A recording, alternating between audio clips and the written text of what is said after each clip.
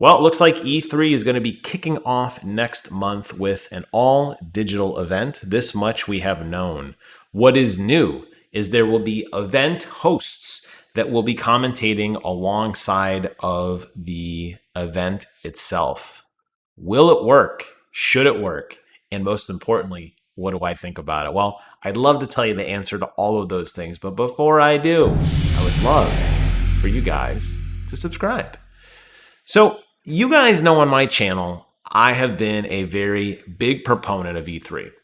And I find it very humorous that journalism went in such a negative direction prior to E3 2020 when COVID destroyed the entire world, including E3. But way back to 2019, 2018, when E3 opened it up to the public, and the journalists did not like this. The press did not like this. They said it was taking away from the event itself and turning it into something that it shouldn't have become, and it wasn't a good place to be. Now, the fans, myself included, who went both years, loved it, had a blast, got to go to Xbox Fan Fest both times, had an absolute blast, felt like king of the world, and I've done a ton of videos gushing about that. So, I'm a fan of E3. I just want to lay that out for you guys before we get started. I'm also a huge fan of Greg Miller and a huge fan of Goldenboy. I've followed Goldenboy in particular for many, many, many years, and I think a lot of us who are diehard Halo fans really fell in love with this guy as he was one of the pillars of the Halo Championship Series, and he did a phenomenal job announcing and hosting and getting people hyped up for that. He has blown up since. He is now a co-host. Whenever G4 decides to get its act together, he'll be one of the hosts on the new G4 TV revamp site.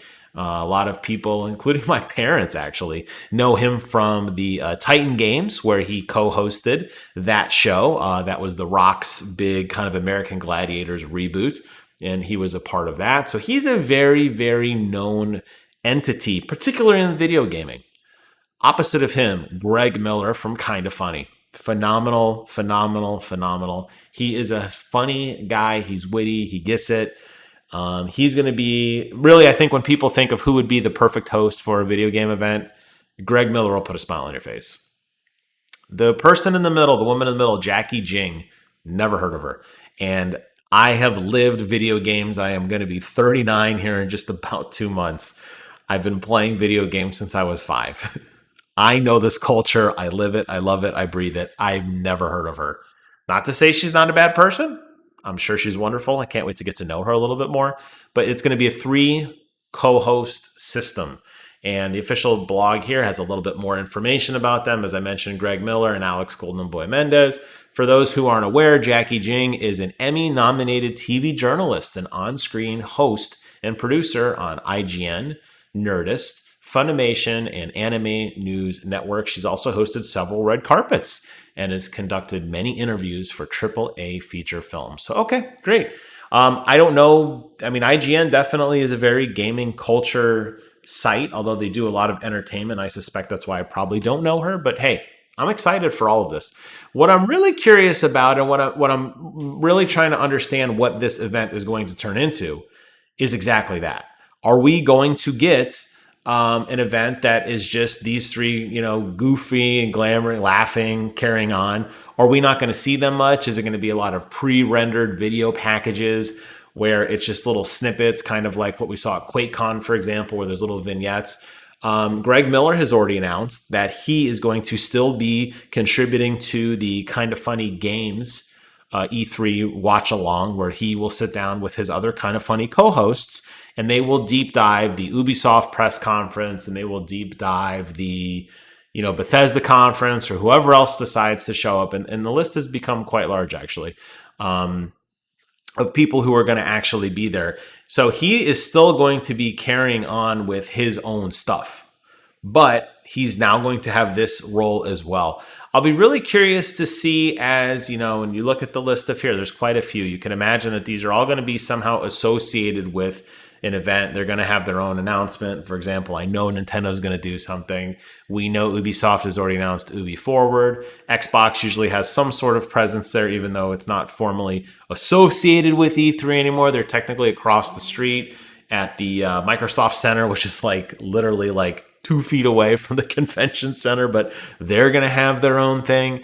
I'll be interested to see what this devolves into. And I say devolve because I suspect it's going to turn more into along the lines of what we've seen from guys like IGN or Games Radar or GameSpot or Polygon, where they'll just be a constant presence. It won't be focused, laser focused on video games because they're going to be trying to fill time. They're going to have a lot of people on some sort of like red carpet or couch. You're going to have these interviews. I don't see anything in here about Jeff Keighley. I know Jeff Keighley broke off from E3 last year. Well, there was no E3 last year, but you know, he kind of wanted to start doing his own things with the Summer Games Fest. It seems like he won't be brought back this year for the E3 Coliseum. It seems like that has devolved. So maybe this will absorb into that, and they'll have a lot of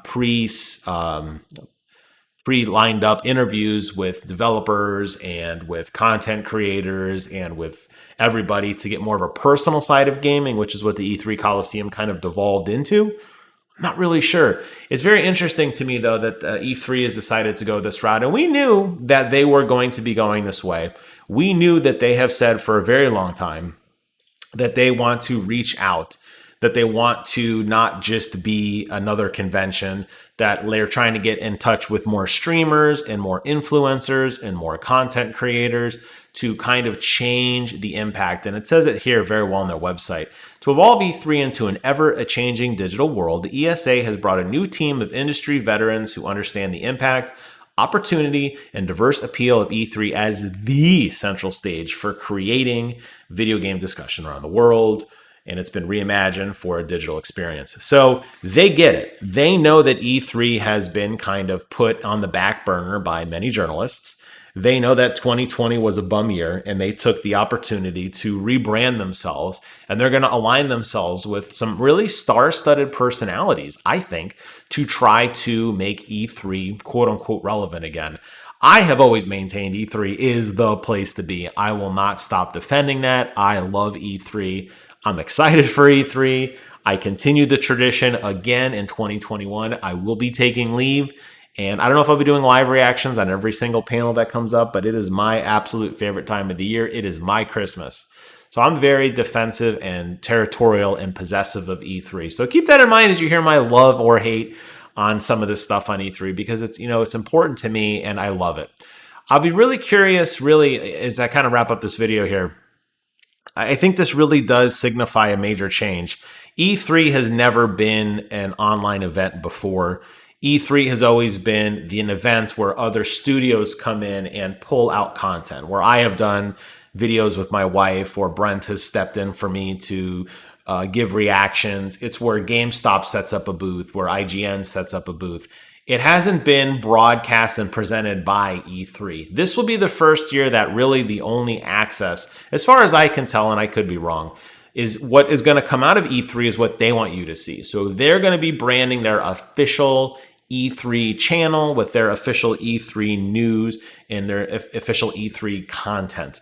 And it's interesting that up until now, it has really just been an event where people come and choose and pick what they want to take for their respective content, as opposed to this now. So interesting. I don't know if there's really much left to say about this other than I can't wait.